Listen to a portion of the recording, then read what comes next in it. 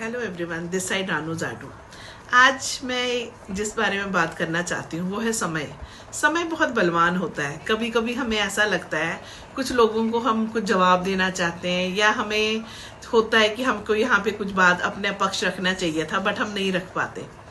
उसमें किसी की गलती नहीं है। कभी कभी हमें ऐसा एहसास होता है कि सामने वाला पता नहीं कैसा रिएक्ट करेगा, या वो हमसे बलशाली है, ज़्यादा बलवान है, तो हम चुप हो जाते हैं परिस्थितियां देखकर, या हमें लगता है कि हमारे में उतना सामर्थ्य नहीं है कि हमें कुछ बोल सके इसको, तो हम चुप हो जाते हैं। लेकिन कोई ऐसी बात नहीं है। सबके साथ, सबके पास ऐसा समय कभी ना कभी आता ही है। आपको एक छोटी सी स्टोरी में सुनाती हूँ महाभारत से। आप में से बहुतों को शायद ये बात पता होगी कि अर्जुन को ना एक बार बहुत ज्यादा अपने पे अहंकार आ गया था, क्योंकि उसने महाभारत का युद्ध जीता था, अपने तीर के उसके बलों पे जीता था। तो उसको बहुत अहंकार आ गया था। उसको लगा था कि युद्ध जो है मैंने ही जीता है, मतलब मेरे ही कौरी कुशल, मैं इतना अच्छा हूं मैं कि मेरे तीरों की वजह से ही हम ये जीत पाए युद्ध। लेकिन जबकि आपको सबको पता ही है उनके सारथी भगवान श्री कृष्ण जी थे, ठीक है। तो उन्होंने एक बार, कृष्ण जी ने सोचा था कि चलो इसका अहंकार जो है हम तोड़ देते हैं। तो उन्होंने सिर्फ उनको कहा था ये गोपियां हैं, इनको अपने घर पहुंचा दीजिए। और रास्ते में उनको एक डाकू मिल गया था जिनसे अर्जुन जीत नहीं पाए थे, वो गोपियों को बचा नहीं पाए थे।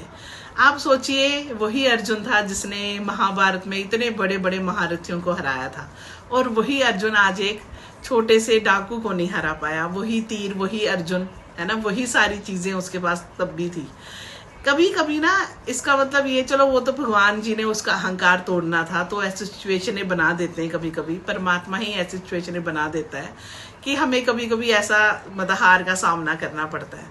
लेकिन अगर आपको कहीं भी ऐसा लगता है कि आपने कोई अहंकार नहीं किया या कुछ नहीं है, ऐसा कुछ भी नहीं था आपके अंदर, फिर भी आप उसको मतलब रिवर्ट नहीं कर पाए, तो कोई बात नहीं, इट्स ओके।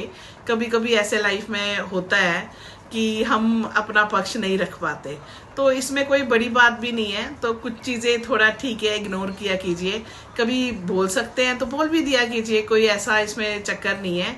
लेकिन ये एक चीज बड़ी 100% है कि समय बड़ा बलवान है। अगर आज आपकी नहीं है तो कल उसका भी नहीं होगा, उसका भी समय आएगा। अगर आज आप समय के अधीन हो गए, आप नहीं जवाब दे पाए, तो कहीं ना कहीं उसकी लाइफ में भी ऐसी परिस्थितियां जरूर आएगी जहां वो इंसान भी जवाब नहीं दे पाएगा।